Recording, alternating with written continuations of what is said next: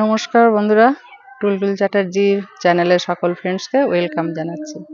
আজকে আবার নতুন একটা ভিডিও নিয়ে চলে এসেছি আপনাদের সঙ্গে সেই ভিডিওটা শেয়ার করব বলে। হ্যাঁ, দুদিন আগে বা কিছুদিন আগে, কয়েক মাস আগে বলতে পারেন, আমি রান্না শেয়ার করছিলাম আপনাদের সঙ্গে লাইভে এসে। রান্নায় আপনারা আমার পাশে থেকেছেন, সাপোর্ট করেছেন আমাকে, সেই জন্যই এত সাবস্ক্রাইব পেয়েছি আর এতটা সাহস পেয়েছি, মনের জোর পেয়েছি, আপনাদের সঙ্গে ভিডিওগুলো শেয়ার করতে পারছি। সেই মনের সাহসটা কিন্তু আপনারাই দিয়েছেন আমাকে। পজিটিভ এনার্জি কিন্তু আপনাদের কাছ থেকেই পেয়েছি, প্রচুর প্রচুর ভালোবাসাও পেয়েছি। সেই সব কিছুই যেন আপনাদের কাছ থেকে আবারও পাই। যদি কিছু ভুল ত্রুটি হয়ে থাকে ভিডিওর মধ্যেই জানাচ্ছি, এই ক্যামেরার মধ্যেই জানাচ্ছি, যেন ক্ষমা করবেন। প্রথমেই ক্ষমা চেয়ে নিচ্ছি, মানুষ মাত্রই তো ভুল হতেই পারে। তো কমেন্টে লিখে জানাবেন কেমন লাগলো এই ভিডিওটা, আজকের ভিডিওটা। নতুন একটা ভিডিও আমি শেয়ার করছি আপনাদের সঙ্গে। আমি জানি যে আপনারা এর আগেও ভিডিওটা দেখেছেন, অনেক ভিডিও দেখেছেন। ইউটিউবে যা বলছে, যে কোনো জিনিসই এখন এমন একটা প্ল্যাটফর্ম হয়ে গেছে, ইউটিউব চ্যানেল আছে, ফেসবুক আছে, সব সময় কিন্তু মানুষজন, প্রত্যেকে ছোট থেকে বড় অবধি সকলেই কিন্তু চোখ দিয়ে মুখ দিয়ে কিন্তু বসে আছে ফোনের দিকে মাথা হেঁট করে তাকিয়ে।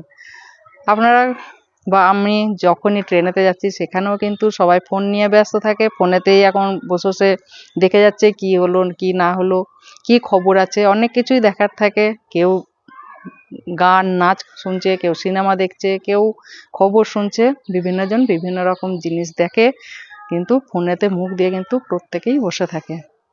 এখন আলাদা করে যে আড্ডা গল্প সেগুলো কিন্তু কোথাও নেই, দেখবেন রোয়াকে আড্ডা সেসব কোনো কিচ্ছু নেই।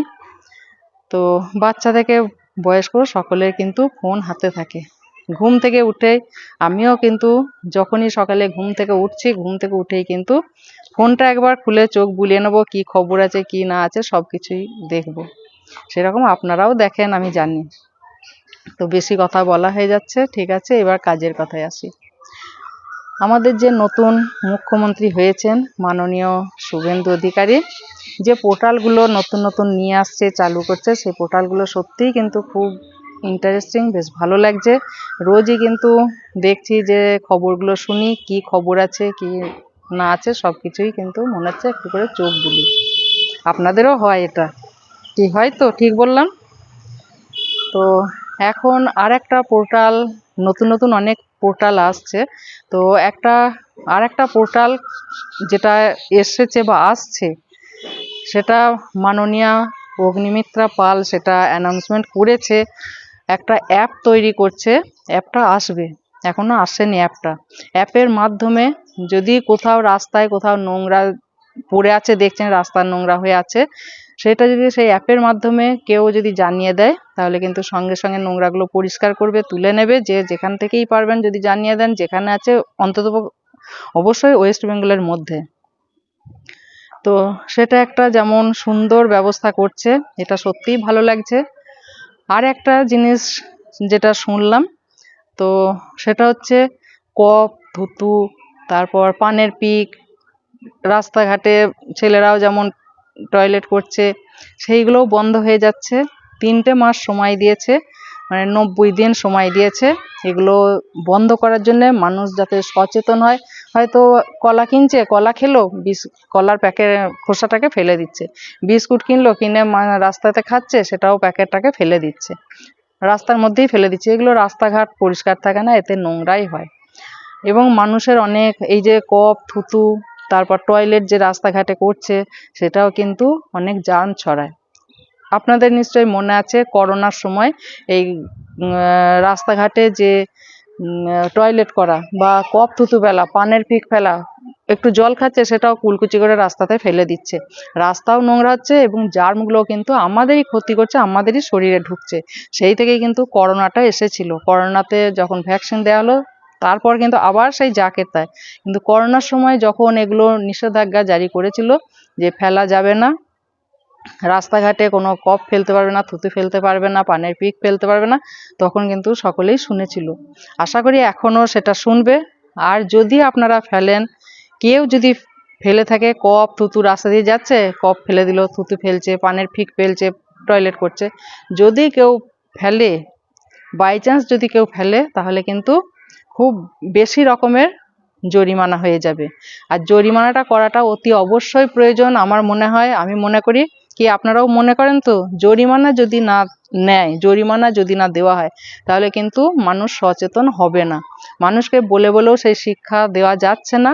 মানুষ নিজেরা যদি সচেতন না হয় তাহলে কিন্তু কিছুই পরিষ্কার পরিচ্ছন্ন রাস্তাঘাট থাকবে না।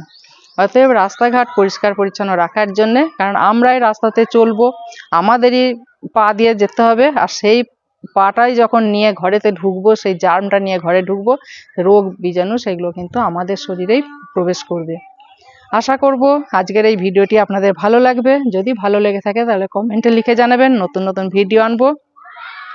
তো অগ্নিমিত্রা পাল যে পোর্টালটা চালু করতে যাচ্ছে, সেটা সত্যিই অ্যাকসেপ্ট করার মতো, খুব ভালো লাগলো। তো আপনারা সকলেই এই সচেতনতা মেনে চলবেন, আশা করি আপনাদের ভালো লাগবে। আর পরিষ্কার পরিচ্ছন্ন কিন্তু রাস্তাঘাটও থাকবে, তাতে দেখতেও ভালো লাগবে। আমরা যখন বিদেশে বেড়াতে যাচ্ছি সেখানে কিন্তু দেখছি যে কত পরিষ্কার পরিচ্ছন্ন, এসে কিন্তু সেই গল্প আমরা করছি। আমার নিজের দেশে নিজের জায়গাতে যখন আসছি, সেই বিদেশ থেকে বেরিয়ে, তখন কিন্তু আমরা সেই গল্প করছি যে বাহ, বিদেশে গেলাম, কি পরিষ্কার পরিচ্ছন্ন রাস্তাঘাট, বেশ ভালো লাগলো। কিন্তু সেই জিনিসটা যদি আমরা নিজেরা যদি সচেতন হয়ে রাস্তাঘাট পরিষ্কার রাখি, কপ থুতু যদি বাইরে না ফেলি, যেখানে সেখানে যত্রতত্র ময়লা আবর্জনা বা টয়লেট যদি না করা হয়, এবং বিস্কুট খেয়ে বিস্কুটের খোসা, প্যাকেট বা কলার খোসাগুলো যদি না ফেলা হয় বাইরে, তাহলে কিন্তু আমাদেরও রাস্তাঘাট সেই বিদেশের মতোই হয়ে যাবে। বাচ্চাদেরও যদি ছোট থেকে সেই শিক্ষাটা বড়রা যদি দেয়, বাড়ির যে বড়রা আছে তারা যদি সেই শিক্ষা দেয়, তাহলে কিন্তু বাচ্চারাও শুনবে।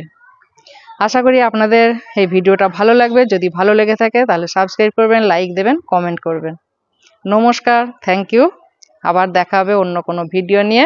ভালো থাকুন, সুস্থ থাকুন।